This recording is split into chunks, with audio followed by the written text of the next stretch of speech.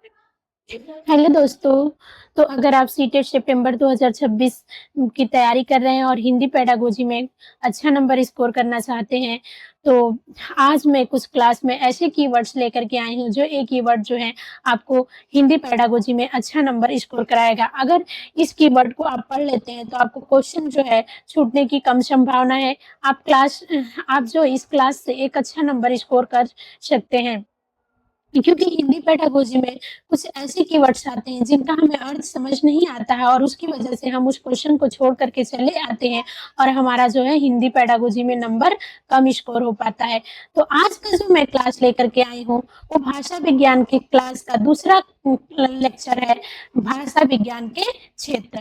और इसमें हम पढ़ेंगे वेरी वेरी इंपॉर्टेंट टॉपिक जो है दिया हुआ, जैसे ध्वनि विज्ञान हो गया, स्वनिम हो गया, रूपम हो गया।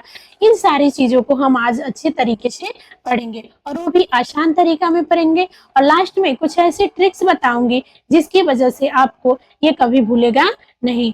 तो प्लीज आप सभी जो है क्लास में बने रहें और वीडियो को बिना स्किप किए वीडियो को पूरा देखें। तो चलिए क्लास को स्टार्ट करते हैं। मैं चंदा वर्मा आप सभी का परफेक्ट स्टडी 7 चैनल में स्वागत करती हूँ। आज की जो क्लास है ये है भाषा विज्ञान के क्षेत्र। इससे पहले जो मैंने पिछली क्लास पढ़ाई थी उसमें मैंने बताया था, आप सभी को समझाया था कि भाषा विज्ञान क्या है। और आज हम पढ़ेंगे दूसरी क्लास उसी की है, भाषा विज्ञान के क्षेत्र, स्कोप ऑफ लिंग्विस्टिक्स। तो हम पढ़ते हैं भाषा विज्ञान के क्षेत्र का अर्थ। तो भाषा विज्ञान किन किन विषयों का अध्ययन करता है, ये सबसे पहले हम जान लेते हैं कि जो भाषा विज्ञान का क्षेत्र है, तो भाषा विज्ञान के क्षेत्र में हम किन किन विषयों का अध्ययन करते हैं। तो इसमें देखिए याद रखने के लिए है, इसमें हम ध्वनि का जो है विषय का अध्ययन करते हैं, शब्द का अध्ययन करते हैं, वाक्य का, अर्थ का और प्रयोग का।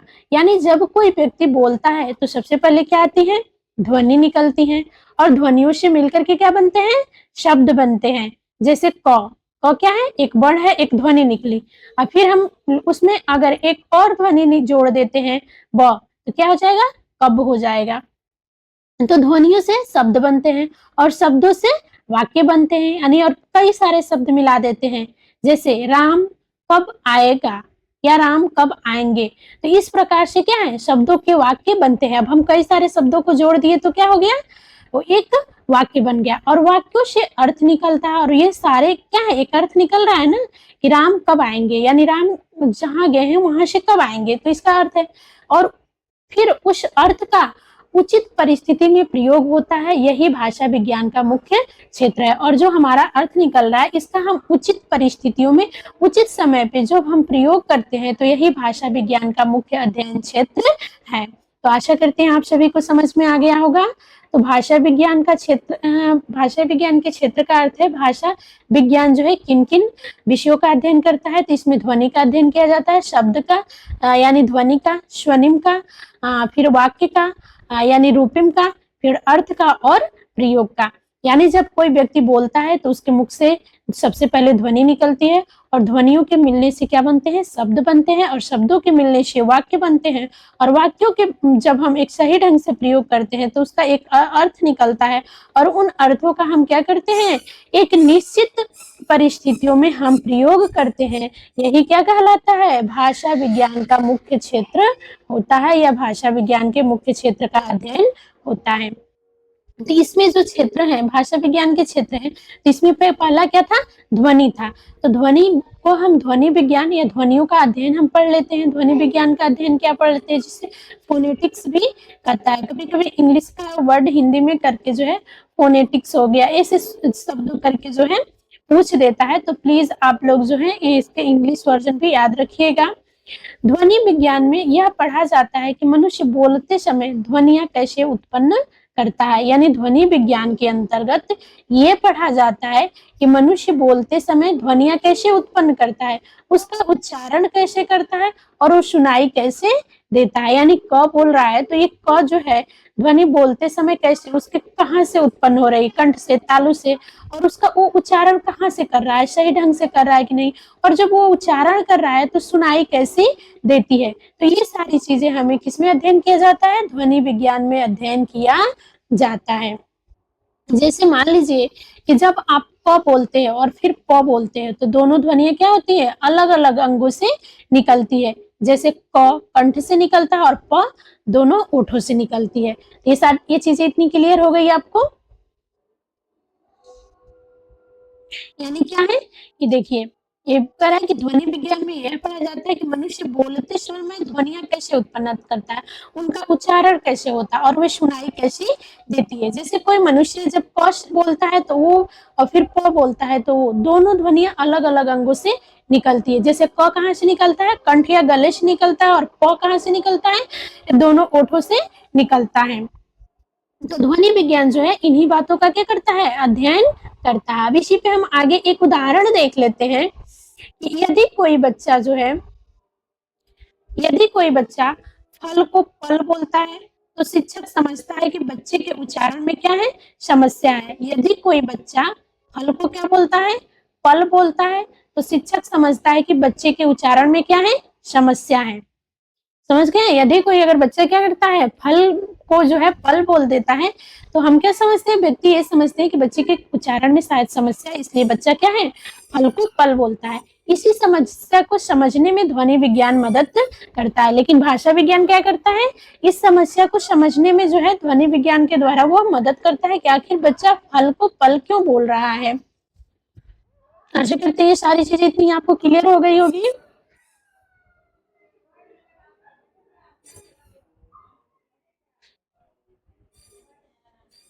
अगला है हेडिंग स्वनिम विज्ञान, फोनोलॉजी, जो बार बार जो है सीटेट के हिंदी पेडागोजी में ये पूछा जाता है, तो इसलिए इसके आगे आप जो है IMP जरूर लिख लीजिए, क्योंकि ये वेरी इंपॉर्टेंट है, क्योंकि ये हर बार पूछा जाता है। तो ये जो स्वनिम है ये काफी इंपॉर्टेंट है। ध्वनियों का अध्ययन यह देखता है कि ध्वनियों के बदले से शब्द का अर्थ कैसे बदल जाता है। यानी जैसे ही ध्वनि बदलती है तो ध्वनि के बदलने से शब्द का अर्थ कैसे बदल जाता है, इसमें अध्ययन किया जाता है। स्वनिम में ये अध्ययन किया जाता है कि अगर ध्वनि बदलती है, जैसे अभी बच्चा क्या बोला, कल बोल रहा है जैसे, और कल और फल, तो दोनों का अर्थ क्या हो जाएगा, अलग अलग हो जाएगा। तो यही कह रहा है कि यह देखता है कि ध्वनियों के बदलने से शब्द का अर्थ कैसे बदल जाता है। उदाहरण में जैसे कल, फल, केवल पहली ध्वनि बदली, कल बीता हुआ दिन और फल खाने की वस्तु, तो ध्वनि बदली, अर्थ बदल गया। यानी क्या हुआ, ध्वनि बदली, उसके साथ साथ क्या हो गया, अर्थ भी बदल गया। इतनी सारी चीजें आपको क्लियर हो गई। यानी ध्वनियों का अध्ययन जो है यह देखता है कि ध्वनि के स्वनिम विज्ञान में ये होता है कि ध्वनियों के बदलने से क्या होता है, शब्दों का भी अर्थ बदल जाता है। जैसे बालक जो है कल को फल बोलता है तो केवल पहली ध्वनि बदली, कल, कल में क्या बदला, सिर्फ ल तो वही है, लेकिन पहली ध्वनि क की जगह पे क्या बच्चा लगा दिया, फ लगा दिया। तो एक ध्वनि के बदलने से पूरे शब्द का ही अर्थ क्या हो गया, बदल गया। ध्वनि बदली यानी अर्थ बदल गया। तो आशा करते हैं आपको ये चीजें क्लियर हो गई होगी, समझ में आ रही है चीजें। प्लीज आप कमेंट करके जरूर बताइएगा कि आपको क्लास कैसी लगी। जैसे एक और उदाहरण मैं समझा देती हूँ ताकि आपको बिल्कुल जो है आसान तरीके से समझ में आ जाए। जैसे घर है और बच्चा उसको क्या बोल रहा है, डर बोल रहा है, तो सिर्फ घ की जगह पे बच्चा क्या लगा दिया, ड लगा दिया। अब पूरा घर का ही अर्थ क्या हो गया, बदल गया। यानी घर की जगह पे डर कर दिया तो यानी पूरे शब्द का ही अर्थ बदल गया। तो ध्यान दे इस चीजों का कि ध्वनि विज्ञान कहेगा कि ध्वनि कैसे बोली गई, तो स्वनिम विज्ञान बताएगा कि ध्वनि बदलने से अर्थ कैसे बदल गया। ये सारी चीजें आपको, यानी ये ध्यान दे कि सिर्फ जो है ध्वनि विज्ञान कहेगा कि ध्वनि कैसे बोली गई, तो स्वनिम विज्ञान क्या बताएगा कि ध्वनि बदलने से ही क्या हो गया, अर्थ बदल गया। अब हम पढ़ लेते हैं रूप विज्ञान। इसको रूपम विज्ञान भी पूछता है, जिसे मॉर्फोलॉजी कहा जाता है, यानी शब्दों की रचना। रूप विज्ञान में पढ़ते हैं कि शब्द कैसे बनते हैं और उसके छोटे छोटे भाग कौन से हैं। यानी रूप विज्ञान में पढ़ते हैं कि शब्द कैसे बनते हैं और उसके छोटे छोटे भाग कौन से हैं। जैसे उदाहरण में सु प्लस दर यानी सुंदर, उदाहरण सफल प्लस ता, सफलता। तो यानी सफल क्या है, मूल शब्द है, और ता क्या है, उसका प्रत्यय है। तो दोनों मिलकर के एक नया शब्द बन गया ना, और वो नया शब्द क्या बना, सफलता। इसी प्रकार है पढ़ प्लस आई यानी पढ़ाई, शिक्षक के लिए जो है, यदि बच्चा लिखना तो लिखाई, तो शिक्षक समझ सकता है कि बच्चा क्या है, शब्द रचना ठीक से नहीं समझ पाया है। इतनी सारी चीजें आप सभी को आशा करते हैं क्लियर हो चुकी होगी। आगे हम पढ़ते हैं वाक्य विज्ञान। यानी वाक्य विज्ञान बताता है कि शब्दों को किस क्रम में रखने से सही वाक्य बनता है। यानी वाक्य विज्ञान क्या बनाता है, बताता है कि शब्दों को किस क्रम में रखेंगे तो सही वाक्य बनेगा। सही वाक्य जैसे राम स्कूल जाता है, ये क्या है, सही वाक्य है। और गलत क्या हो जाएगा, राम स्कूल राम जाता है, यहाँ पे क्या हो गया, गलत हो गया ना। यानी क्या हो गया, कर्म पहले आ गया, कर्ता बीच में हो गया और क्रिया लास्ट में है। तो ये दोनों ही शब्द है, लेकिन क्रम क्या हो गया, दोनों तो शब्द ही है, शब्द के वाक्य बने हैं, लेकिन शब्द बदलने की वजह से, शब्दों का क्रम बदलने की वजह से क्या हो गया, यहाँ पे अर्थ भी बिगड़ गया। यही क्या है, वाक्य विज्ञान का काम करता है। तो ये सारी चीजें आप सभी को क्लियर हो गई। आगे हम पढ़ते हैं अर्थ विज्ञान यानी सेमेंटिक्स।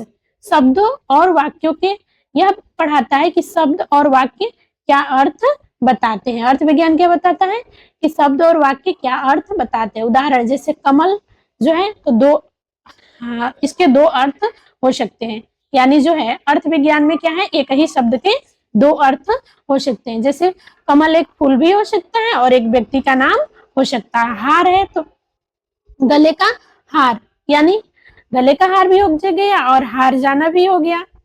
तो इस प्रकार से जो है अर्थ विज्ञान में एक ही शब्द के जब दो अर्थ होते हैं तो उसे अर्थ विज्ञान का अध्ययन कहा जाता है। अब हम पढ़ लेते हैं प्रयोग विज्ञान यानी परिस्थिति के अनुसार एक ही वाक्य अलग अलग परिस्थितियों में अलग अलग अर्थ दे सकता है। जैसे माँ ने कहा कमरे में बहुत गर्मी है, तो माँ क्या बता रही है, एक तो बता रही है कि बहुत गर्मी है, एक माँ अपने बच्चे से कह रही है कि कमरे में बहुत गर्मी है। तो क्या है, एक तो बच्चा बता रही है कि आज बहुत गर्मी है कमरे में, और दूसरा ये भी बता रही है, जानकारी दे रही है, इसमें छिपा हुआ एक अर्थ ये भी हो सकता है कि पंखा चला दो बहुत गर्मी है। तो दूसरा उदाहरण एक और हम लेकर के समझ लेते हैं ताकि पूरी अच्छी तरीके से आप सभी को समझ में आ जाए। शिक्षक अगर बोलता है कि घंटी बज गई, तो अर्थ केवल घंटी बजना नहीं है, इसका संकेत हो सकता है कि अब कक्षा क्या हो गया है, समाप्त करो। यह सही प्रयोग विज्ञान है। तो ये सारी चीजें आप सबको आशा करते हैं समझ में आ गई होगी। प्लीज आप सभी को समझ में आ गया होगा। आगे हम पढ़ लेते हैं कि इन तीनों चारों में अंतर क्या है। यानी जो ध्वनि विज्ञान है, स्वनिम विज्ञान है, रूपम विज्ञान है और वाक्य विज्ञान है, अर्थ विज्ञान है, प्रयोग विज्ञान है, तो इन सब में क्या अंतर है, कैसे इसको पढ़ा जाता है। तो जैसे ध्वनि विज्ञान है तो ध्वनि में ध्वनि कैसे निकलती है, क ख ग जो भी हम बोल रहे थे, ये कहाँ से निकल रही है, किस स्थान से निकल रही है, कंठ से निकल रही है, तालु से निकल रही है, मूर्धा से निकल रही है, इसमें ये हो गया। स्वनिम विज्ञान यानी ध्वनि के जैसे ही बदलने से क्या होता है, पूरे शब्द का अर्थ बदल जाता है। जैसे कल है, क के जगह पे अगर बच्चा फ बोलता है तो फल हो जाता है। और रूप विज्ञान है, शब्द कैसे बनते हैं, यानी शब्दों का रूप मीन्स क्या होता है, रूप यानी शब्दों का रूप कैसे बनता है। जैसे सफलधनता यानी सफलता, शब्दों का क्या हो गया, रूप बदल दिया। रूप विज्ञान यानी रूप बदलना। ये ट्रिक याद रख ली। वाक्य विज्ञान यानी सही वाक्य कैसे बनता है। अगर शब्दों को हम सही क्रम में नहीं बनाते हैं तो क्या होगा, वो पूरा वाक्य गलत हो जाता है। जैसे राम स्कूल जाता है, ये सही वाक्य है, लेकिन अगर हम कर देते हैं कि स्कूल राम जाता है, तो ये वाक्य क्या है, शब्दों के सिर्फ स्थान बदलने की वजह से जो है पूरे वाक्य ही क्या हो जाता है, अर्थ गलत हो निकलने लगता। अर्थ विज्ञान शब्द और वाक्य का अर्थ, जैसे एक ही शब्द का कई सारे अर्थ होना। जैसे सोना, हार यानी हार, एक तो हार हुआ, गले का हार हो गया, एक हार हुआ कि मैंने किसी चीज में कंपटीशन लिया, उसमें मैंने कंपटीशन में हार गया। प्रयोग विधि परिस्थिति के अनुसार अर्थ, जैसे कमरे में गर्मी है, पंखा चला दो, तो वो ये भी बता रही है कि आज बहुत ज्यादा गर्मी है, और उसके कहने का ये भी तात्पर्य है कि गर्मी बहुत है, पंखे चलाओ। तो ध्वनि अर्थ बदलने वाली ध्वनि, शब्द, वाक्य, अर्थ और प्रयोग। संक्षेप में हम जान लेते हैं कि ध्वनि, फिर उसके बाद स्वनिम, स्वनिम आप सभी समझ रहे हैं, जो शब्दों का अर्थ बदल जाता है ध्वनि के बदलने से। फिर रूप, यानी रूप में क्या होता है, रूप में क्या होता है, जैसे सफलता हो गया, फिर वाक्य है, अर्थ है, प्रयोग है, ये सारी चीजें हैं। ये क्लास को यहीं तक रहने देते हैं। क्योंकि अगर आगे हम पढ़ते हैं तो ये क्लास काफ़ी लंबी हो जाएगी, जिसमें आप बोर होने लगेंगे। तो इस क्लास को हम यहीं तक रहने देते हैं और मिलते हैं आप सभी से नेक्स्ट क्लास में। तो आप सभी को अगर क्लास अच्छी लगी है तो प्लीज़ आप सभी क्लास को लाइक करिएगा, चैनल को सब्सक्राइब करिएगा और अपने दोस्तों तक क्लास को ज़रूर पहुँचाइएगा, शेयर करिएगा और बेल आइकन दबाना प्रेस करना बिल्कुल मत भूलिएगा, ताकि जब भी हम वीडियो अपलोड करें, आप सभी को तुरंत नोटिफ़िकेशन मिले और आप अपने तैयारी में लगे रहें। इतने के लिए आप सभी को थैंक यू, धन्यवाद। जय हिंद, जय भारत।